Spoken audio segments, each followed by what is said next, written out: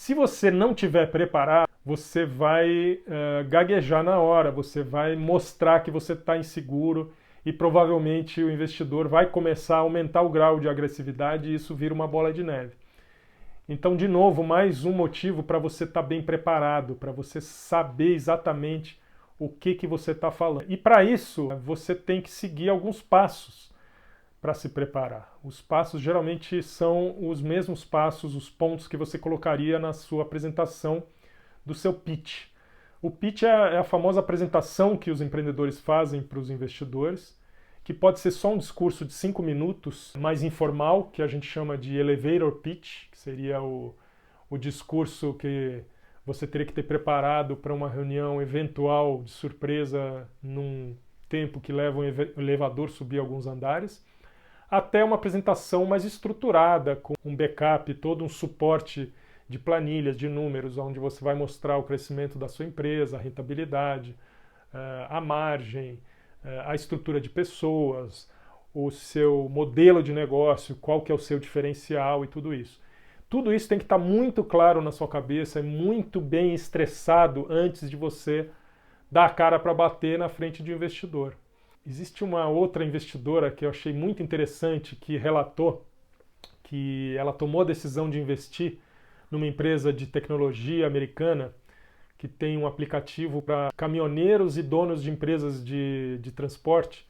E ele faz essa ponte entre os motoristas de caminhão e as empresas de transporte para uma espécie de um Uber do transporte de carga nos Estados Unidos. Esse cara estava buscando investimento. Uma investidora bastante experiente do Vale do Silício entrou para a empresa dele e ela explicou por que ela investiu também antes de ouvir toda a história dele. Na verdade, ele contou toda a história, mostrou todos os números, mas ela, depois que ela investiu, ela fala que ela nem se recorda do raciocínio ou do racional que ele apresentou.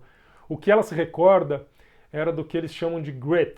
Grit é o seguinte, é um termo que os americanos usam, que não tem uma tradução direta, que é aquela pessoa que tem a capacidade e a voracidade de realmente contornar qualquer situação adversa que vai vir pela frente. E ela juntou na cabeça dela uma série de pontos da história que esse empreendedor contou para tomar essa decisão. E esses pontos foram desde o momento que ele chegou cumprimentando todo mundo e contando assim um pouco daquele momento antes da reunião, mais informal, que você fala como é que está em casa e tal, falou alguma coisa da filha e tudo. E ela pegou esses pontos, depois com alguns pontos da apresentação, e decidiu na cabeça dela que ela ia investir nesse cara. Ela se chama Elizabeth Yin, e o cara, o empreendedor, é o Pierre Laguerre. Ele tem uma empresa chamada... como é que é o nome da empresa dele? Fleeting. Fleeting é um aplicativo que é o Uber lá do transporte de cargas americano. E o cara, inclusive, é um imigrante que veio há muitos anos atrás para os Estados Unidos e foi caminhoneiro. Então, o primeiro ponto, ela sentiu que o cara entendia profundamente do negócio do ponto de vista de quem já tinha estado ali no lugar de uma das pontas dos consumidores, que são os motoristas de caminhão. E ele vivenciou toda a experiência. A outra coisa é que ele contou que o motivo dele ter montado esse negócio é que ele queria dar uma solução para um problema que ele vivia na casa dele, quando a filha dele perguntava quando que ele ia dormir em casa, porque ele nunca dormia e ele não sabia qual era a agenda dele pelo próprio modo que essa indústria, enfim, é organizada lá. E essa historinha, por exemplo, pegou para a investidora, que depois relatou isso. E a outra coisa foi que ele contou que ele também já tinha quebrado uma outra empresa que ele tinha começado a fazer. E ela viu na forma que ele contou essa história e na segurança que ele explicou o que tinha acontecido de errado, né? Ele estava seguro contando uma história de fracasso em que ele tinha quebrado, ele explicou os motivos do porquê que ele tinha quebrado e tinha entendido isso. E isso para ela foi mais importante do que entender o plano de negócio e o potencial do novo negócio que ele estava montando. Ou seja, a atitude dele foi muito mais importante para determinar a decisão dela do que propriamente o que diziam os números do plano de negócio dele. E por que que isso é tão importante, segundo a visão da Elizabeth? Porque a grande maioria das empresas, pela experiência dela, tendem a falir, tendem a ter problemas seríssimos. E ela fala o seguinte: mesmo aquelas empresas que são grandes sucessos e que deram certo e vão sobreviver a todas as rodadas, enfim, até virar realmente um grande empreendimento, elas vão passar por momentos gravíssimos e de crises e de turning points e de necessidades de fazer grandes demissões, brigas jurídicas, enfim, tudo que pode acontecer com uma empresa.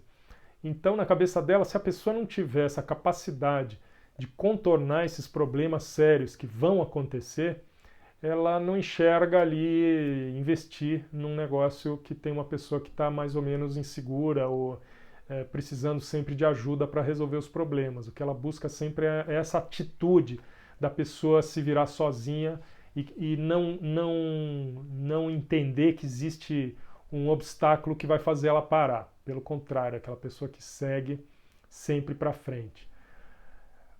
Outro motivo que ela alegou para ter investido nesse negócio, e ela colocou um primeiro investimento de $25 mil, que para o padrão dela seria o mais normal, numa empresa que está bem na fase inicial lá do seed money.